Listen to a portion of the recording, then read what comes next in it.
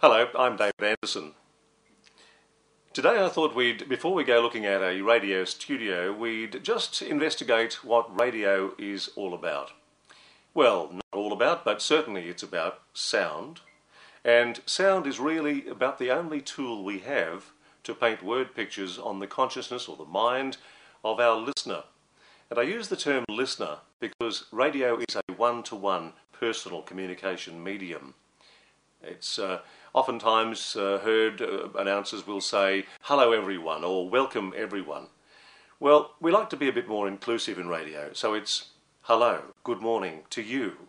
So make it personal. So radio uses sound, and we use sound to paint those word pictures, those images, to correctly and accurately portray what we want to say, what the topic we're covering is, so that there's little doubt in the mind of the listener just what you're talking about. So we have to use our sound in conjunction with clear, concise writing, good language, good diction, and wordcraft.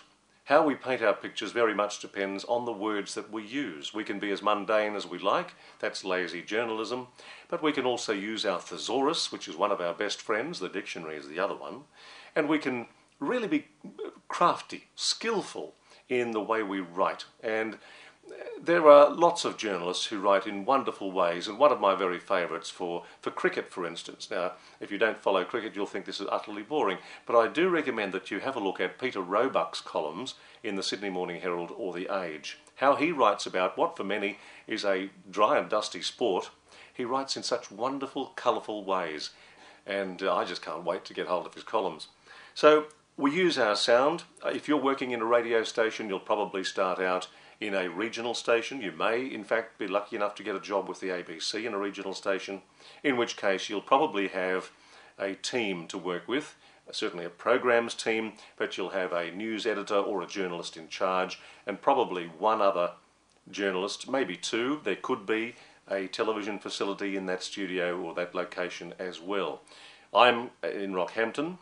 The local ABC station, ABC Capricornia, has a three-person newsroom, and that newsroom incorporates the television journalist. We also have a camera operator as well. We have a programs team. We provide programs, breakfast, the morning program, and a statewide drive program, and they all come from the Rockhampton office. So we've got three presenters. We have generally three producers, plus our manager and our news staff.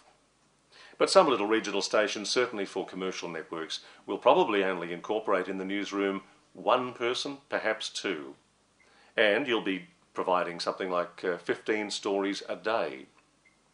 Now, if it's just you, well, you're going to be stressful, and you need to be able to manage your time, which helps you manage your stress in a small location like that. And a lot of your interviews, for instance, for stories, will be done on the phone. You'll be looking for phone grabs. Occasionally you may in fact get an opportunity to go out and to record an interview in the field, or you may have an opportunity to invite somebody to come in, your talent to come into the studio and do a face-to-face recording. Research, of course, is a given. We need to know what we're talking about. We need to know the topic of the story. We also need to do a little bit of research on our talent as well. People like to think that you're interested in them. So if for instance, you're going to talk to somebody and you happen to know that that person is a fan of cricket, for instance, or volleyball, hockey, whatever, then mention that. It's a little scene setter before you go into the interview. Puts people at ease, and they like that.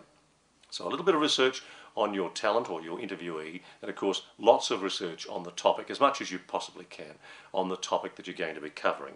Of course, you're going to be operating the recorder, the microphone. You'll be looking after levels and recording the sound and actuality. Now that can be a powerful tool.